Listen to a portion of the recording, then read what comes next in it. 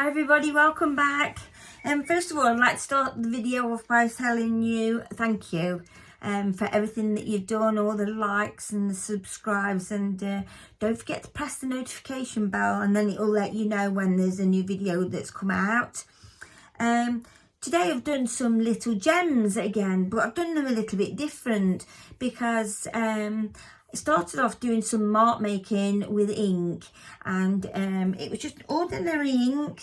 It's a little bit of calligraphy ink actually that I just found, and you know me, I'm very very big on wanting contrast and wanting it to be strong in even in little tiny paintings, and I think it's really important. So, and I like to get my contrast down one of the first things.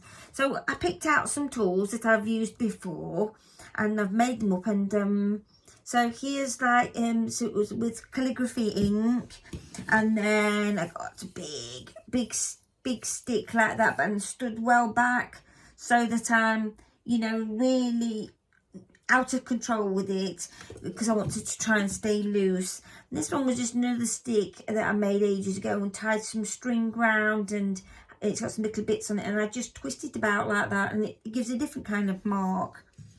And then that was another old ink I'd got. This was a blue.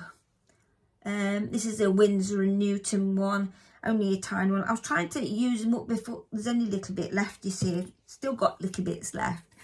And some just using like I'm just trying to get it out of here for you to show you just the the old, I always want to call them spatulas. They're something that you use in the kitchen, take no notice of me. But anyway, so lots of little bits and bobs, and just an ordinary brush and things for splattering and things like that. But they've come out quite well. And the video it's self-explanatory really, but I thought I'd show you because I've done them on some of these little tiny doilies. Look, so if you was into just art, yeah, you can just cut those out now and you can frame those up just as they are. I don't know whether I've got a little frame handy to show you. No, I'll perhaps put one on at the end or something. But if you're into crafting as well, on journaling, junk journaling and all that as well, these will make absolutely gorgeous labels because it's abstract art and it's lovely, and it's all done by being loose. And they've got these little tiny ones here and just little marks like this, and they all can be cut out and they all can be used. Here's a different one. Look, you can have this like they're like little mini gardens. But obviously, you know what they're from. They're from Red River, aren't they? Because it's photographed in my mind now. I've not been down there for quite a while, because I've been working and bits and bobs, and and so it's made it so it's been quite. You can have them whichever way around that you want, and if you was doing them for junk journaling, I think that can just fit in the book as it is. And you've got two pictures there, look, one there and one there, and then you can use it as a pocket, or you can cut it out, or you can frame it as it is. It's so easy to do. Like with these little pieces of card here that I've got, just ordinary pieces of shiny card. You can see that that's going to fit on there perfectly. It could be on top of that like that. Or, as I say, you can frame them and have a go at selling them. They're just little gems, and I just love doing them because it's really good for practicing your mark making. It's such fun. And trying to find all different tools that you can use and different bits and bobs.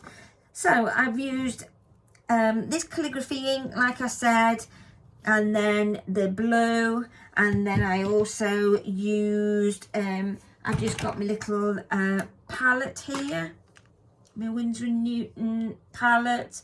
I take that everywhere with me actually, and I take another palette with me for mixing on and everything. It's got a little tiny brush in here, and yes, and it makes it all so easy because the colours that I like I've mostly mixed them anyway. So yeah, so it's nice to take that, but that's what I've used for these little gems. There's no acrylic paint on there or anything like that. I'm trying to stick to watercolour. It's not easy because I always want to use acrylics, and but I've like, no, back off, keep the inks and watercolours, and try, because the reason why I'm saying that is because you're just that little bit more mobile up there. You can take them places and you can like hide them away in your sketchbooks and things like that. So yeah, so they've come out really lovely. So I did 4 like that, so you've got 2 like that, and you can see, and then of course there's the opposite side, yeah, and then there's the top one there. But they are lovely. I love the greens and the blues. There's plenty of contrast there. What I'm looking for to help you a little bit when you're looking at contrast is the dark marks that I've made. They're different.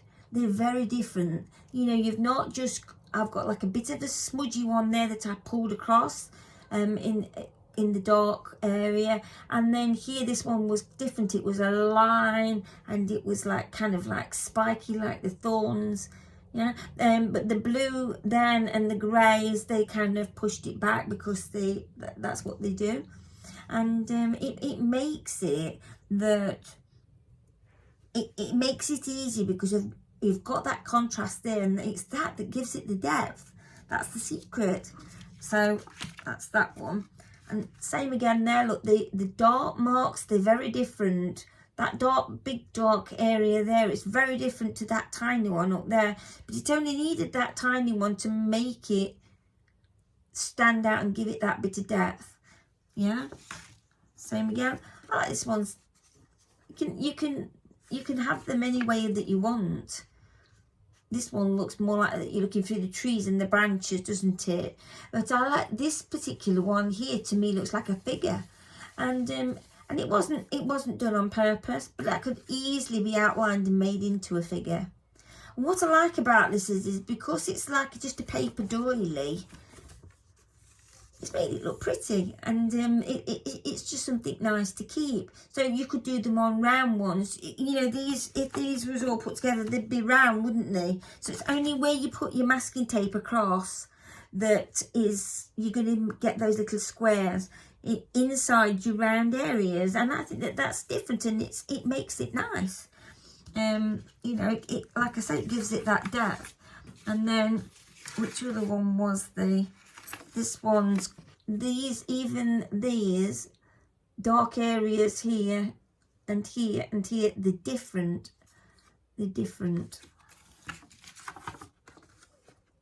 That one's different. Look, even on the little pictures, they're different.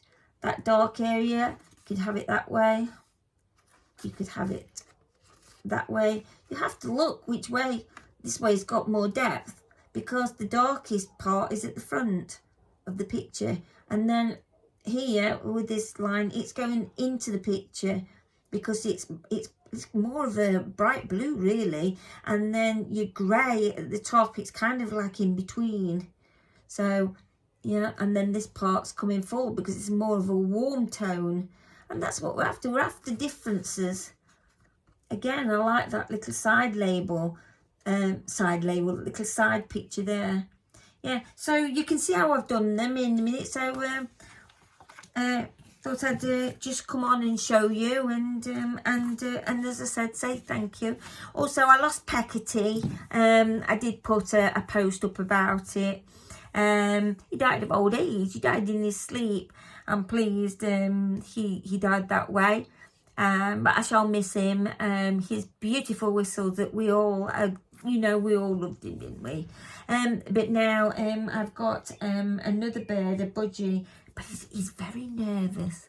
So it's going to take some training, but I intend to do it. And then as I'm videoing and things, he'll perhaps be, jumping about on the table and things. So I thought that might be quite nice, because Peggotty was very different. He, as I say, he was a canary, a Fife canary, and this one's called Blueberry, and he is a budgerigar. All right then, so I'll leave you with the video. Okay then.